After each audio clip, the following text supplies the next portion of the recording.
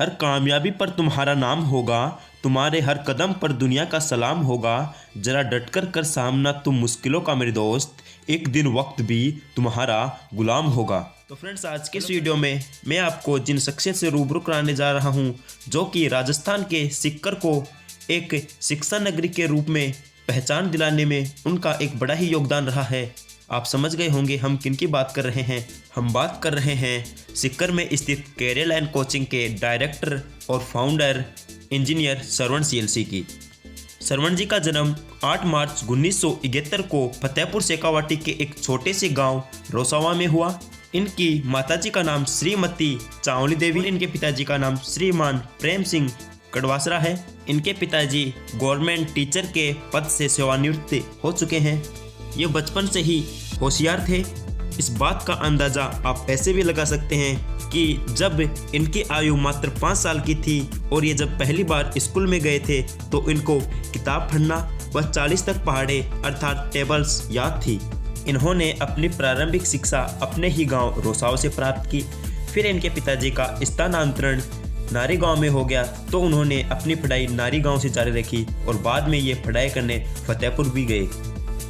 जुलाई 1989 में ये PET की तैयारी करने सीकर आए और बाद में इन्होंने कठिन परिश्रम से इसको क्वालिफाई भी किया। फिर इन्होंने 1990 से लेकर 1996 तक इंजीनियरिंग कॉलेज जो कि कोटा में स्थित है वहाँ से इंजीनियरिंग की डिग्री प्राप्त की। 90 के दशक तक IITs, NITs और टॉप मेडिकल कॉलेज में जाने का सपना सिर्फ बड़े घराने के बच्चे देख सकते थे। गांव ढाणियों और छोटे कस्बे के बच्चे तो डॉक्टर और इंजीनियर बनने का सोच ही नहीं सकते थे, क्योंकि उस समय इनकी ट्यूशन फीस बहुत ही हाई थी। इसलिए कोई भी गरीब बच्चा इस फीस को देने में असमर्थ था। मैं आपको बता दूं कि पहले बच्चे PET और PMT की तैयारी करने कोटा जाया करते थे। कोई भी एक गरीब बच्चा वहाँ की फीस देने में असमर्थ था। फिर श्रवण जी ने कॉलेज की डिग्री प्राप्त करने के बाद सोचा कि क्यों नहीं हम भी यहाँ पे PET और PMT की तैयारी करवाए और जिसकी फ़ीस बहुत ही कम रखे, ताकि हर एक बच्चा जो ढाणियों में रहता है, गांव में रहता है, वो भी PET और PMT की तैयारी कर सके। फिर इन्होंने सीकर में अपने लक्ष्मी विलास में कैरियर लाइन कोचिंग को स्टार्ट किया और वहाँ पे बच्चों को बहुत ही कम फीस पे पढ़ाया करते थे। श्रवण जी वहाँ पे फिजिक्स और केमिस्ट्री दोनों की क्लास लेते थे। कोचिंग खोलने के बाद इन्होंने अपनी कोचिंग के कुछ पंपलेट छपाए ताकि जो बच्चा डॉक्टर और इंजीनियर बनने का सपना रखता है वो यहाँ पे आ सके और अपने सपनों को साकार कर सके। श्रवण जी पंपलेट अखबार वालों को देने के लिए सुबह 1 बजे उठा करते थे। जो फोटो आपको स्क्रीन पे दिखाई दे रही है चेतक की, उसी पे ये सुबह 1 बजे उठकर पंपलेट अखबार वाले को देने के लिए जाया करते थे। और मैं आपको बता दूं कि इन्होंने अपना पहला विज्ञापन आसपास अखबार में दिया था। कुछ दिनों बाद इन्होंने CLC की एक मोहर भी बनाई और उस मोहर को हर एक अखबार पे लगाया करते थे और मोहर लगाते वक्त इनकी उंगलियों से खून की बूंदें टपकने लगती थी।